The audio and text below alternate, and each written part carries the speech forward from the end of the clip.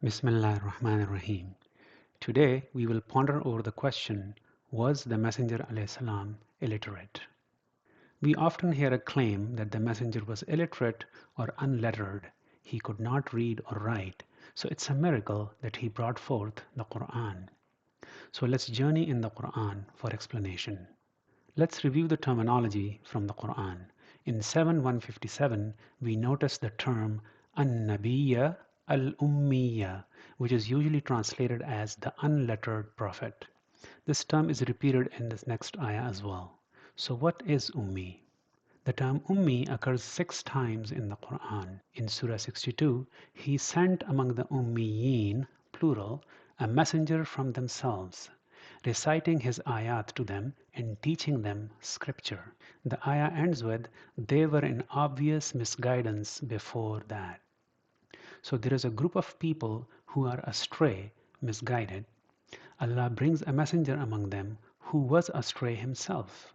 In 93:7, وَوَجَدَكَ ضَالًّا فَهَدَى. He found you astray and guided you. How?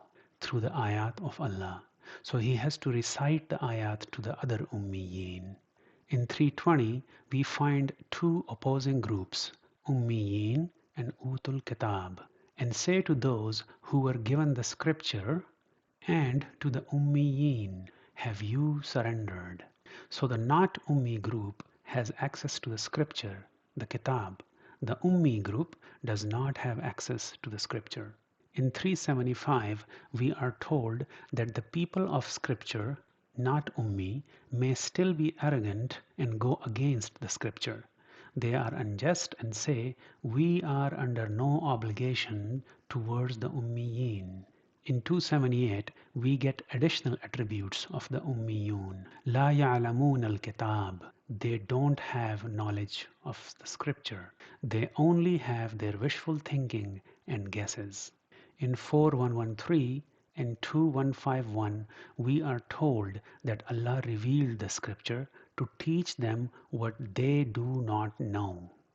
This will become important later. So in summary, Ummiyin are a group who are astray, do not have access to scripture, do not have knowledge of scripture.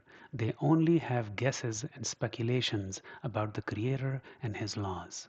The messenger and Ummi himself has been guided and he recites Allah's ayat to them, teaching them what they do not know. So if I do not know string theory and do not have access to a book on quantum mechanics and make guesses about scientific phenomenon in the universe, does that mean I'm illiterate or that I don't know how to read or write? Let's review Surah 96. اقرأ باسم ربك الذي خلق. Read in the name of your Rabb who created. الذي علم بالقلم. He who taught with the pen. علم الإنسان ما لم يعلم. Taught man what he did not know. Remember, we said this will become important later. Teaching them what they do not know and how. Teach them with the pen. The surah starts with read. Who is being asked to read and what? Did Allah exclude His messenger from the pen? A side note on Surah 96. A beautiful observation. In 87:1, Sabbihismi Rabbikal A'la. Glorify the name of your Rabb, the Most High, the one who created. Allazi khalaqa. Then later in the surah, Sanuqri'uka fala tansa. We will make you read so you won't forget. And then in Surah 96, Iqra, read, Bismi Rabbika, in the name of your Rabb, Allazi khalaq, the one who created. So how then we forget in the same surah, Allazi allama bil qalam, the one who taught with the pen. In Surah 68, an oath by the pen and by what they inscribe or write. When our ayat are recited to him, he says, inscriptions of the ancient. This is a repeated accusation in the Quran by those who do not believe. In Surah 52, an oath by the book, inscribed in published scrolls. In Surah 98, a messenger from Allah reciting purified scripts or pages. In Surah 25, they accuse the messenger of plagiarism. Those who disbelieve say, "This is nothing but a lie he made up, and others have helped him at it." Inscriptions of the ancients, he wrote them down. They are dictated to him morning and evening. In 16103, we are well aware what they say. It is a human being who is teaching him, but the tongue of him they allude to is foreign, A'jami, while this is a clear Arabic tongue, Arabiyyun Mubin. So the accusation is that he is a fake messenger, copying from old inscriptions and another language. Finally, Surah 29.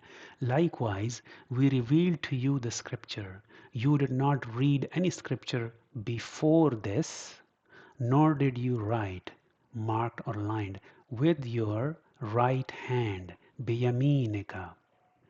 It is an answer to the same accusation that he's copying it. But why does the Quran stress with your right hand? The answer is in Surah 69.